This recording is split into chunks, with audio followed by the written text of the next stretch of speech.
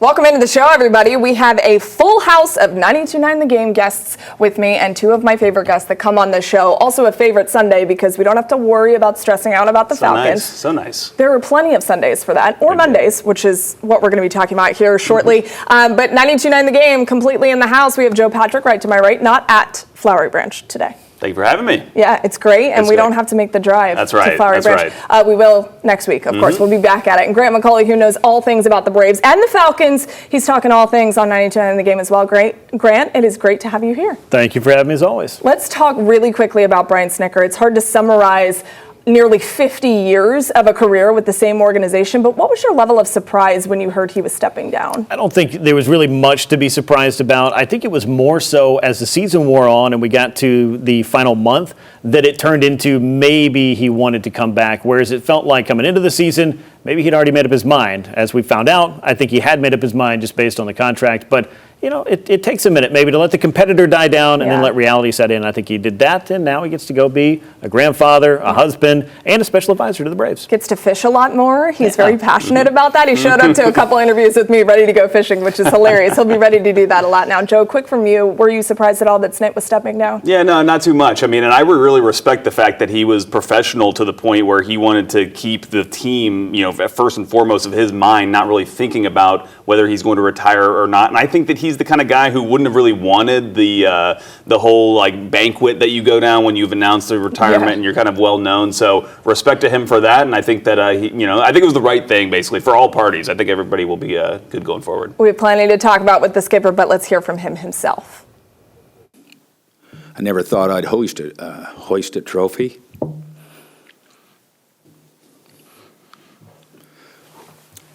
Or be around a group of guys that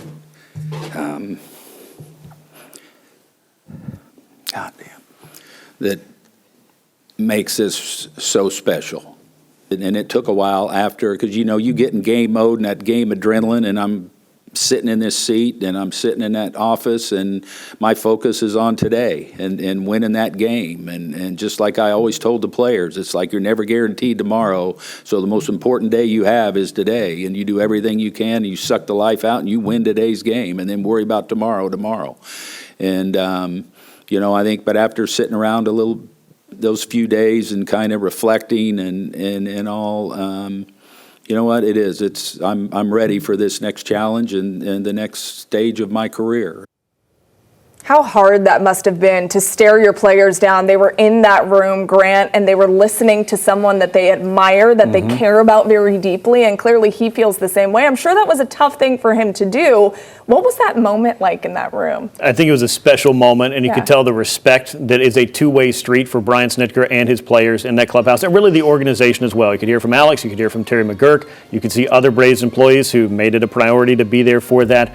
It's the celebration of, 49 years of on-field action for Brian Snitker. But as he said, you're not getting rid of me. I'm going to be at spring training. I'm going to be around. He's got a contract that will carry him through the next 5 years as a senior advisor. But a very special moment for him. And he's going to go into the Braves Hall of Fame. And he said basically the celebration, the fanfare, it can happen then. It'll work itself out. So I think it's just a very nice final note for what has been an incredible career and one that was kind of unexpected, if you will. Brian Snitker wasn't just the right guy at the right time for this club. It really took a lot to get him into that spot and stay there. And I think that perseverance, that dedication, that's what stands out to me about Brian Snitker. Man, Snit is a rarity in sports these days. People do not survive 49 years with the same organization anymore and started literally from the bottom. And to recap, pretty much all the way back to the beginning of his career, take a look at this. How do you measure a career that spans 49 years in the same organization? You can't. As the game of baseball and the Braves organization has evolved, one thing has remained constant. Brian Snitker. With the run of 7 straight postseason appearances for the Braves coming to an end, so too does Brian Snitker's run as the Braves skipper. The ever-present sight of the number 43 jersey sitting in the dugout is ending. What does this organization mean to you? Oh, it's everything. I mean, I'm a Brave. I don't know anything else. Snitker was 60 years old when he first became a big league manager in 2016, 39 years after first entering the organization. He's known as not only a baseball lifer, but a Braves lifer. The accolades, they are endless. 2018 National League Manager of the Year, 6 straight division titles, and of course, the pinnacle, a World Series championship in 2021. It's just unbelievable. I always wondered what it'd feel like. I'm still not sure. I'm kind of numb, honestly. Snit also had 100-win seasons in both 2022 and 2023. He got his 800th career win this season on September 8th. When the Braves Major League Baseball All-Star Game returned to Atlanta this summer, Snit was named to the National League coaching staff. Before he was even with the big league club, he spent his entire 40s in the minor leagues as a coach. None of Snit's career would be possible without the late, great Hank Aaron, who gave Snitker his first coaching job. Their friendship, it carried throughout the rest of Aaron's days, and Snitker remembers him fondly. I wouldn't be sitting here on this call if it wasn't for Hank Aaron. The wins and the trophies, they are wonderful. But Snit's impact on this organization and the time dedicated to the same organization for nearly 5 decades is immeasurable. Thank you to the skipper who brought the Commissioner's Trophy and much more back to the A. How fitting we end with Ronnie and Brian side by side during the parade when they brought the Commissioner's Trophy here to this city. It changed the dynamic of this city, and I know that a World Series championship was in the cards for the Braves before, but it revitalized that belief and that thought in the franchise. Now they are built to win. That leads me to my next question, because they are built to win. There's going to be someone to come in and manage this ship. Now, Grant, you have a whole handful of guys that would make sense for this organization. Run me through a couple of them. Well, it's a sought-after job, I think, is what's going to stand out. So while the Braves may not have spent a lot of time narrowing down a list prior to Brian Snitker making his decision, I do think there are some names that are going to make sense, whether it's bench coach Walt Weiss, whether it's Mark DeRosa, who is an MLB TV analyst right now, but obviously played with the Braves, had a long playing career, whether it be Bud Black, who was a longtime manager in the National League West, including with Colorado, which I don't hold against him.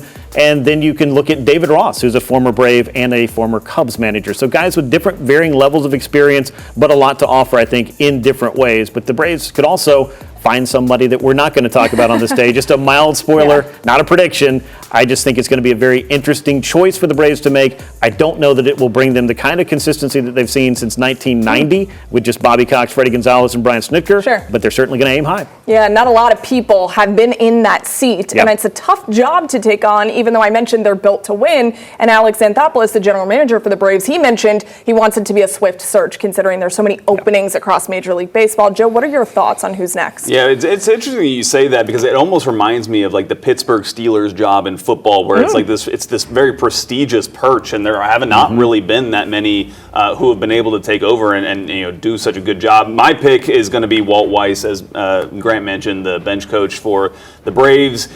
Just because of the continuity, the familiarity that you have with him, I think that is advantageous for the team. He knows this group of players, even though there's going to be some turnover there as well. Also has a good relationship with Alex Anthopoulos in the front office, and kind of knowing how he processes and works. And so I think that there's a lot of benefits there. I think one of the downsides is that he does have managerial experience, and it did not go well for him in Colorado. So that's maybe something they would have to massage on the PR side of it. But I think he would be a fine choice. I think that whenever something goes differently than what you planned, you can always have a second chance at life, and maybe Walt Weiss needs a second opportunity. That is possible for him. For me, I'll go very quickly here. David Ross makes a lot of sense for me. He's a players-minded coach. I saw the article where people are saying he needs to get over the exit in Chicago. Forget about that. I think it's going to be fine. If he turns the page to an organization that not only he played for, he's a Georgia native, it makes too much sense, in my opinion. And Rossi is so great, and he's so personable. And I think